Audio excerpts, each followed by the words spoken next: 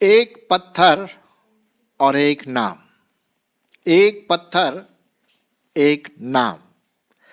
अब आप सोच रहे होंगे कैसा टाइटल है, बड़ा अजीब सा टाइटल है भाई, एक पत्थर और एक नाम।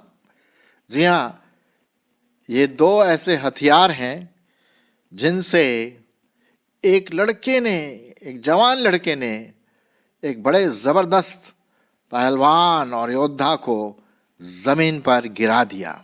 जी हाँ, उस लड़के का नाम दाऊद और वो जो शत्रु था इजराइलियों का, उसका नाम है गोलियत।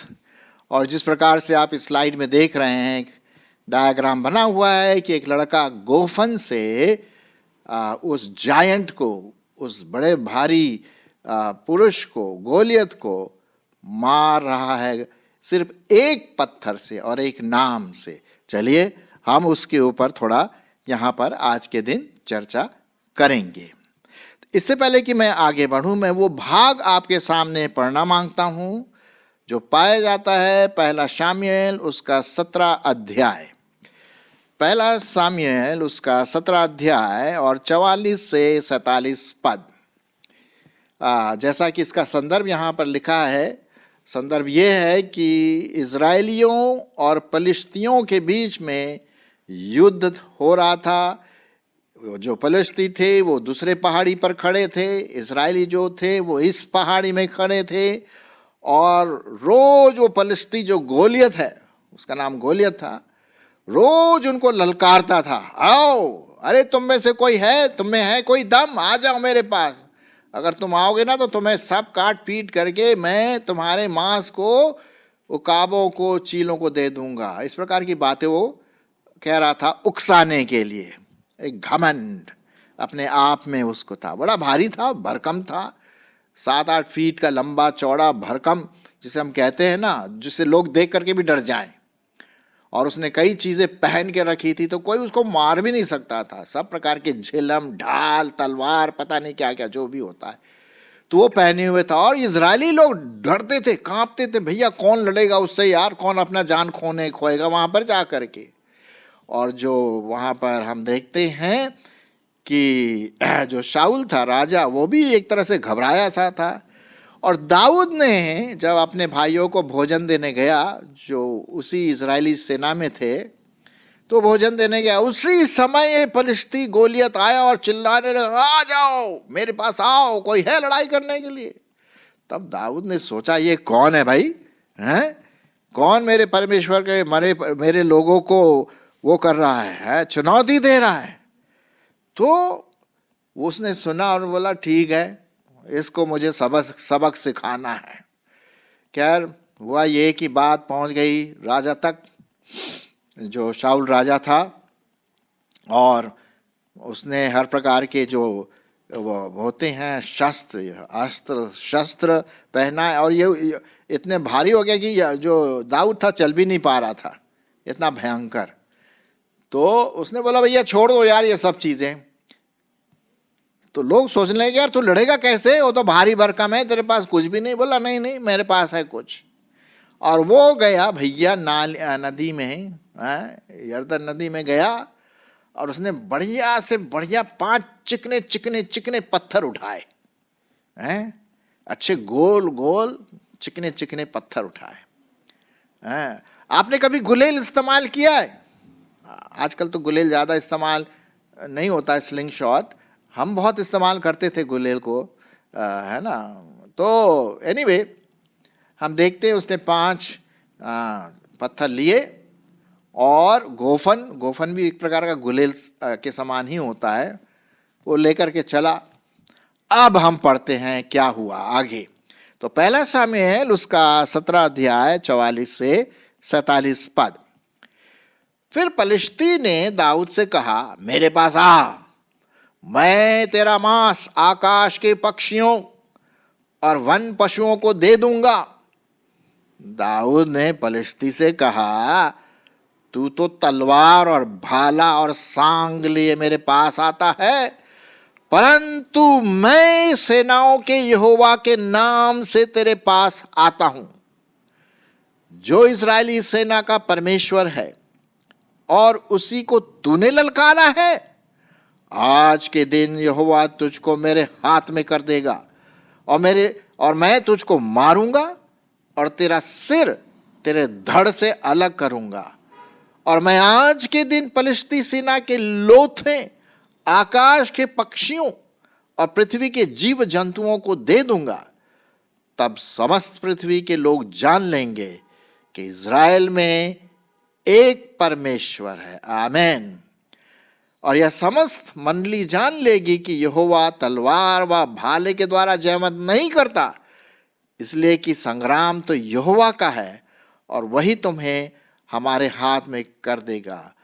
जब पलिश्ती उठकर दाऊद का सामना करने के लिए निकट आया, तब दाऊद सेना की ओर पलिश्ती का सामना करने के लिए फुर्ती से दौड़ा। और फिर दाऊद ने अपनी थैली में हाथ डालकर उसमें से एक पत्थर निकाला। कितने पत्थर? एक पत्थर। और उसे गोफर में रखकर पलिश्ती के माथे पर ऐसा मारा कि पत्थर उसके माथे के भीतर घुस गया और वह भूमि पर मुंह के बल गिर पड़ा। यों दाऊद ने पलिश्ती पर गोफन और एक ही पत्थर के द्वारा प्रबल होकर उसे मार डाला, परंतु दाऊद के साथ हाथ में तलवार न थी। तब दाऊद दौड़कर पलिश्ती के ऊपर खड़ा हुआ और उसकी तलवार पकड़कर म्यान से खींची और उसको घात किया और उसका सिर उसी तलवार से काट डाला। यह देखकर कि हमारा वीर मर गया, पलिश्ती भाग गए। देखा आपने ये कहानी। दो चीजें यहां पर बहुत इंपॉर्टेंट है, एक पत्थर और परमेश्वर का नाम। एक नाम, एक पत्थर और एक नाम। पत्थर तो एक जरिया था, लेकिन उस पत्थर के पीछे जो सामर्थ्य थी, परमेश्वर का बल, वो है परमेश्वर का नाम, यहोवा का नाम। यहोवा के नाम में सामर्थ पाई जाती, जैसे हम जानते हैं, है ना। और वही दाऊद कहता, भैया तू तो तलवार और पता नहीं भाला और ये ढाल लेकर के मेरे पास आ रहा, मेरे पास तो कुछ नहीं भैया, एक पत्थर है। और जो वो पत्थर मैं यहां लेके आ रहा हूं ना, ऐसा वैसा नहीं है। वो पत्थर मैं परमेश्वर के यहोवा के नाम से तुझे मारेगा। और उसने ऐसी जोर से गोफन से मारा, उसमें बड़ा जबरदस्त ताकत होगा, मैं समझ सकता हूं। उसने क्या किया, गोल गोल घुमा करके फेंका उस पत्थर को और सीधा वो पत्थर गोलियत के माथे पर अंदर घुस गया। अंदर घुस गया साहब, हड्डी वड्डी को तोड़ ताड़ के। अब आप सोच लीजिए, परमेश्वर के नाम में सामर्थ है। पत्थर तो अपना पत्थर है ना, लेकिन उस पत्थर के पीछे जो सामर्थ है, यहोवा की बल, जो परमेश्वर का बल है। तू तो ये सब चीजें लेकर आता, मैं तो परमेश्वर यहोवा के नाम से आता हूं। और उसने जो घुमा के दिया, वो धड़ाम से वहीं गिर गया गोलियत। और फटाफट उसने जा करके उसी के म्यान से, उसी के तलवार को निकाल करके सर काटा। और ये जब सब चीजें देखा, पलिश्ती जो सेना थी, बोला भैया भागो भागो भागो भागो भैया, वो तो हमें भी मार डाले, निकलो यहां से। वो भाग खड़े हुए डर से। एक लड़का, जवान लड़का, एक बड़े भारी योद्धा को मार गिराया। कैसे? एक पत्थर और एक नाम, और वो नाम है यहोवा। वो नाम है यहोवा, परमेश्वर, यीशु मसीह, पवित्र आत्मा, त्रिएक परमेश्वर। उसके नाम से हम आगे बढ़ते हैं। ये तो पुराने नियम में एक कहानी के रूप में एक जो तथ्य है वहां पर दिया गया है ना। और ये हम देखते हैं परमेश्वर ने एक बड़ा कार्य किया। आपको पता है, जब लाजरस जो मर गया था, उसको कैसे जिलाया गया? प्रभु यीशु मसीह ने क्या कहा? पत्थर को हटाओ। क्या प्रभु यीशु मसीह जो जीवन दे सकता है, क्या वो पत्थर से नहीं कह सकता था कि भाई पत्थर उठ जाए? वो कह सकता था, लेकिन वो ये चाहता था कि जो लोग कर सकते हैं वो तो कर लें, पत्थर को हटा सकते हैं, लेकिन वो जीवन नहीं दे सकते हैं। वो जीवन प्रभु यीशु मसीह देता है। और तो जब पत्थर हटाया गया तब उसने आवाज दी, लाजरस बाहर आ, और वो बाहर आया। जीवन यीशु मसीह के नाम से, प्रभु के नाम से आता है। यीशु मसीह के नाम से हमें जयवंत मिलती है, विक्ट्री मिलती है, हम जीतते हैं शैतान के ऊपर। गोलियत जो है एक प्रकार का शैतान का एक स्वरूप जैसा हम कह सकते हैं, जिसको हमें मारना है, गिराना है, बल से नहीं, शस्त्रों से नहीं, प्रभु परमेश्वर के नाम से, एक नाम से, है ना। अब जैसे कि एक जगह पे लिखा हुआ है प्रभु के वचन में कि जब वो पतरस लोग जा रहे थे ऊपर मंदिर में, तो वहां पर मंदिर में आपने देखा होगा मंदिर के सीढ़ी में कौन बैठे रहते हैं? लंगड़े, लूले, भीख मांगने वाले, भाई, क्योंकि लोग वो भावनाओं से खेल करके, भाई हो सकता है कि लोग उन्हें दान देंगे, भाई तुम मंदिर में जा रहे हो कुछ तो दे दो हमें, हैं? तो शायद उनको आपने देखा होगा मंदिर के चारों तरफ भीड़ लगी रहती। तो ऐसे ही यहाँ पर पतरस लोग जा रहे थे ऊपर, और देखा एक को लंगड़ा, बोला भैया कुछ भिक्षा दे दो। तब देखिए क्या लिखा हुआ है, प्रेरितों के काम उसका 3 अध्याय 4 से 8 पद। प्रेरितों के काम उसका 3 अध्याय और उसका 4 से 8 पद। पतरस ने यूहन्ना के साथ उसकी ओर ध्यान से देखकर कहा, हमारी ओर देख, मतलब उस लंगड़े से कहा। अतः वह उनसे कुछ पाने की आशा रखते हुए इनकी ओर ताकने लगा। तब पतरस ने क्या कहा, सुनिए, चांदी और सोना तो मेरे पास है नहीं, परंतु जो कुछ मेरे पास है वह तुझे देता हूं। यीशु मसीह के नासरी के नाम से चल फिर। किसके नाम से? यीशु मसीह नासरी के नाम से चल फिर।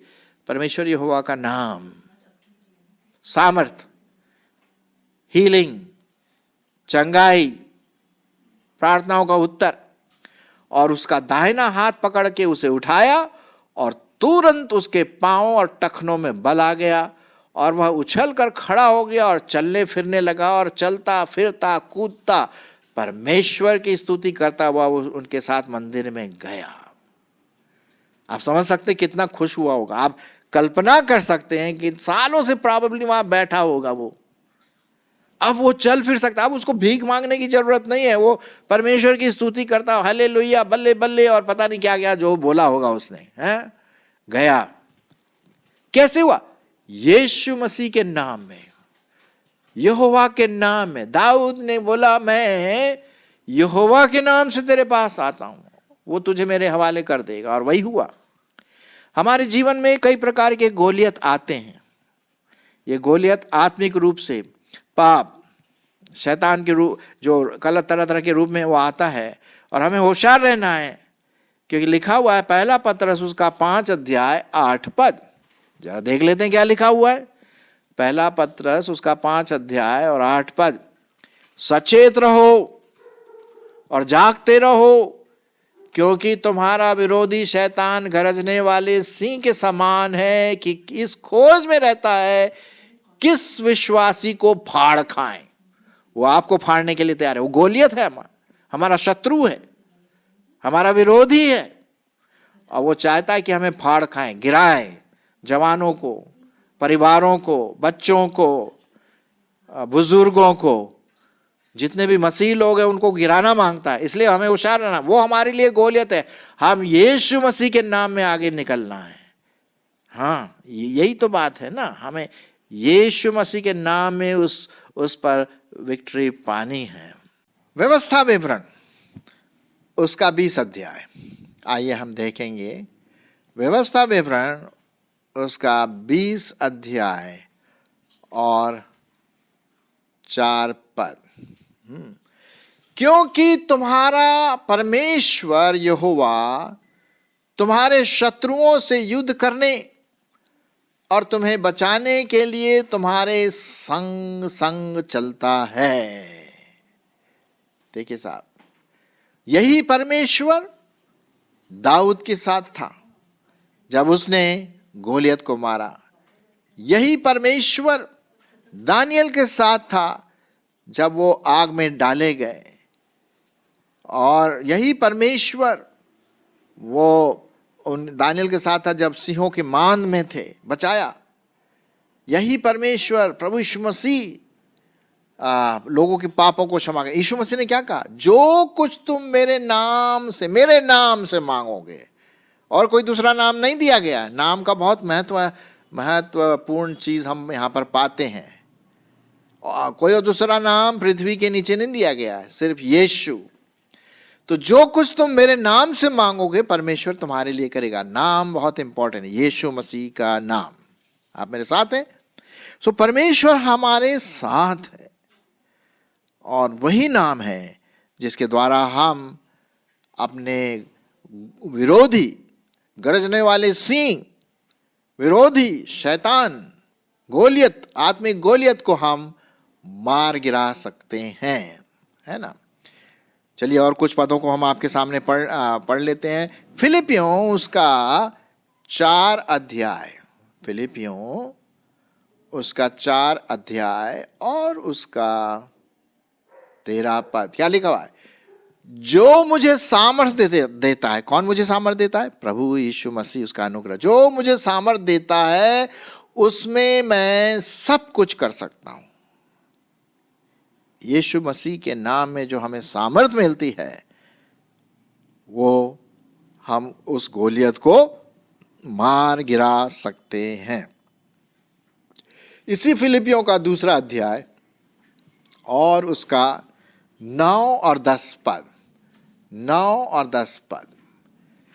यहां पर हम देखते हैं कि प्रभु यीशु मसीह ने मृत्यु, क्रूस की मृत्यु को भी सह लिया। 9वें पद में, इस कारण परमेश्वर ने उसको अति महान भी बना दिया और उसको वह नाम दिया गया जो सब नामों में श्रेष्ठ है। वह नाम दिया गया जो सब नामों में श्रेष्ठ है, उत्तम है। द फर्स्ट इन हेवन, कि जो स्वर्ग में, पृथ्वी पर और जो पृथ्वी के नीचे है, वे सब यीशु मसीह के नाम पर क्या करें? घुटना टेके। आमीन। यहां पर हम देखते हैं मेरे प्रियो, आज हमने इस बात को देखा कि यदि हम प्रभु यीशु मसीह के नाम को उसकी महिमा के लिए, प्रार्थना के लिए, चंगाई के लिए, समस्याओं का समाधान के लिए जब हम उसके नाम से जो मांगते हैं, उसके नाम में जो सामर्थ है, जब हम ऐसा करते हैं तो हम आत्मिक गोलियत को गिरा देते हैं। पापों को, हमारे विरोधी शैतान को नीचे फेंकते हैं। लेकिन हम वो नाम सही रूप से इस्तेमाल करना है। आपने देखा होगा जब भी हम प्रार्थना करते तो किस नाम से करते हैं? आखिर में क्या बोलते हैं? ये सब कुछ हम प्रभु यीशु मसीह के नाम में मांगते हैं ना। नाम में सामर्थ्य है। वो एक प्रकार की आइडेंटिटी है, पहचान है, जीवते परमेश्वर की पहचान है यीशु मसीह के नाम से, है ना। तो उसमें हमें सामर्थ्य मिलती है, उस नाम में हमें जीवन मिलता है, उद्धार मिलता है। कोई और दूसरा नाम नहीं है। उसमें हमें हमारे पापों, जो पाप हम करते हैं उसमें हमें मतलब पापों से छुटकारा और पापों पर विजय जो प्राप्त होता है उसी नाम में होता है। जैसे दाऊद ने एक गोलियत को सिर्फ एक पत्थर से, और वो पत्थर जो पत्थर ने उतना इंपॉर्टेंट नहीं है, लेकिन पत्थर के पीछे जो सामर्थ है, बल है, जो वीरता है, यहोवा, उसके नाम से वो पत्थर अंदर घुस गया। उसका दिमाग खत्म हो गया वहीं पर। मुझे ऐसा बताया गया, मुझे नहीं पता कितना सही है। उसने कुछ बोलते ना 5 पत्थर क्यों लिया। कुछ लोग का कहना है कि गोलियत के 4 भाई थे। एक तो गोलियत हुआ और उसके 4 भाई थे। तो बोला कि वो सबको एक एक करके सबको गिराना मांगता था, इसलिए 5 पत्थर मिलाए। तो बचे 4, पता नहीं, हम 4 के बारे में तो पढ़ते नहीं, लेकिन ऐसा कुछ कहा जाता है। खैर वो दूसरी बात है, हम उस पर ध्यान न दें। हमारा कहने का मतलब ये है कि जो भी हम काम करें यीशु मसीह के नाम से करें, उसकी महिमा के लिए करें, तब तो बात बनती है। सो एक पत्थर एक नाम, और वो नाम है यीशु यहोवा परमेश्वर। आमीन।